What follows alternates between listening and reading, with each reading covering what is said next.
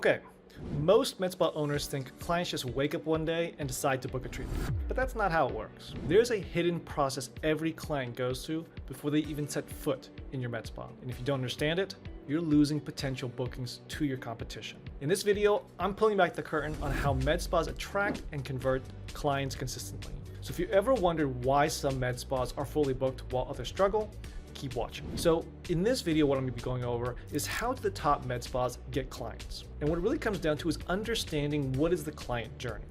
So what does that mean? It's basically the steps that people go through that from when they first start looking for your service or being aware of your service all the way until they come in and pay you for your services. So there are 5 key points to this. The first one is the start.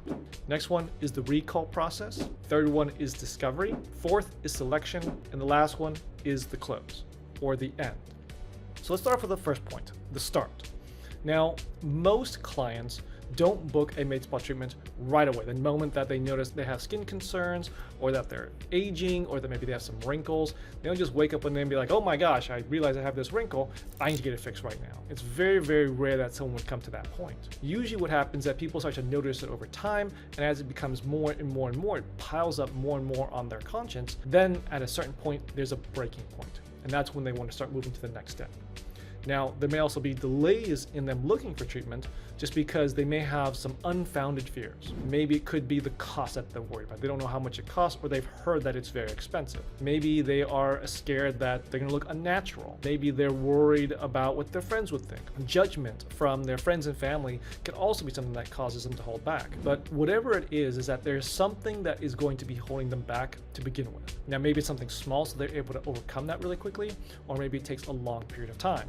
But normally it is going to be friends and family that do play that role in encouraging them to take that next step. Maybe just to even book a consultation, especially if their friends and family have gone through that treatment or gone through that process themselves and had a good experience. Then they're a lot more likely to tell their friends, tell their family about it, to encourage them to do it themselves. So this is the very beginning, the start process. Now the next one is recall. Now we call this recall because during this time, they're remembering all the experiences they had before. So maybe it's recommendations from their friends. Maybe it is something that they saw an ad somewhere or saw something on TV, or it could be any number of things. Now this process usually takes about less than a week. Like by the time someone puts their mind to it and starts looking, this is going to be usually pretty quick. Now, if people don't have a friend or family member that's able to refer them to a practice, at that point, they're really going to turn to Google. That's usually the #1 place they're going to, and look for a reputable med spa. So it's important that you need to make sure you're there, make sure what is showing is good, and people have a positive first impression with you, so that people are inclined to want to reach out to you. Now, this starts to lead us into that discovery step. This is the third step. So discovery is where they start looking around. Now, I mentioned before, Google is typically where most people are looking if they don't already have someone that recommended them. But usually that's where people start their search. Now, you could get people from social media. That's definitely a hotspot that a lot of med spas are using. Instagram, TikTok, even YouTube, Facebook as well. But Instagram, TikTok usually are going to be those prime places that people are going to find it first. Now, they do play a role, but I would say that it's gonna be a little bit more secondary. Unless you just have lots and lots of content and people have been following you over time, then yes, you can get people directly from social media. But usually social media is something that is going to light the fuse, but then from there, people are going to do a Google search and look you up.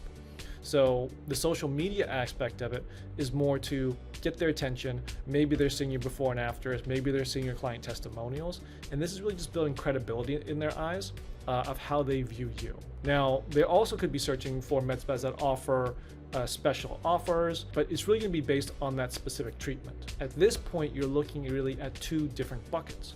Looking at people who is looking specifically for that treatment, so they know the name of it. If the service is well known, like Botox, for example, or M-Sculpt or Cool Sculpt, then they're much more likely to actually search the name of that actual treatment. But if people don't know what it is, they may be looking for conditions. So what I mean by conditions: treatment for baggy eyes, treatment for fine lines, how to reduce wrinkles, things along that way.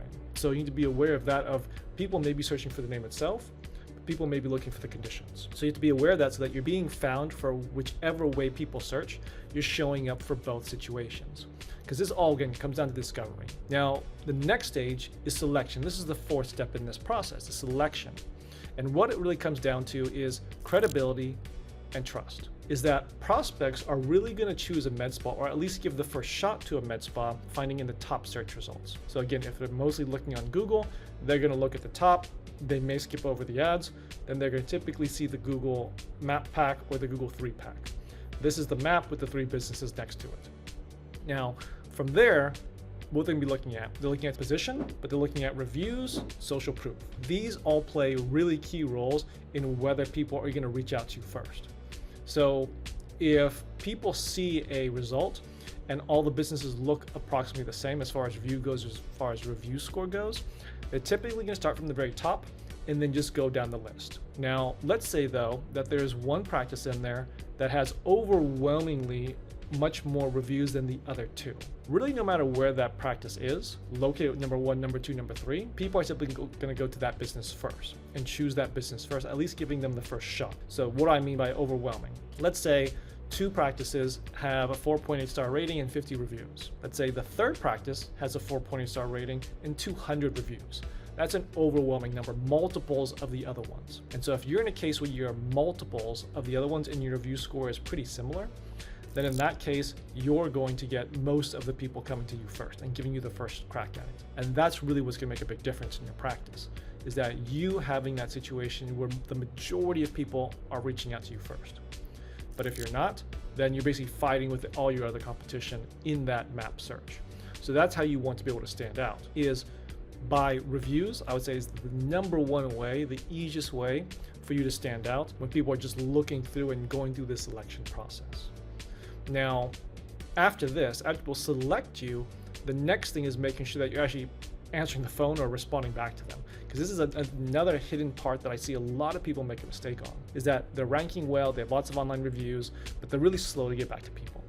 And so if you've ever had this situation in your practice where someone submits information, somebody calls your practice, you're not able to pick up, you call them a couple hours later or maybe the next day and they say, oh, I'm no longer interested, thanks. And you wonder to yourself, why are you no longer interested? You just called us yesterday. You just called us a couple hours ago. You just submitted your information. Like, how are you not interested so quickly afterwards? Well, in reality, what happened is that they went to Google search, they saw you, they called you first, you didn't pick up, they went to the next person, called them, they didn't pick up, called the next person, they picked up, and then they got them to book an appointment, and now they have them on the books. So by the time that you call them back, they already have an appointment, they're not interested in you anymore. So that's why, if you get first shot at it, you have to take advantage of that first shot. You have to get back to them as soon as possible. So you could book them, get them in for a consultation, and lock them down.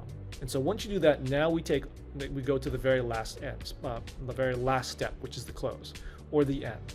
So this is where people come in, they like your services, you close them on the treatment. And your client really gets to experience the entire flow of how they come in, how you treat them, how you give them the procedure, and how you take care of them afterwards and moving forward. So, and of course, if they're happy, they're gonna keep coming back, they can get more treatments from you, they're gonna refer more friends. Now this part is critical, especially for medical spas, is that medical spas make the majority of their money on the repeat business. So that first experience is gonna be critical.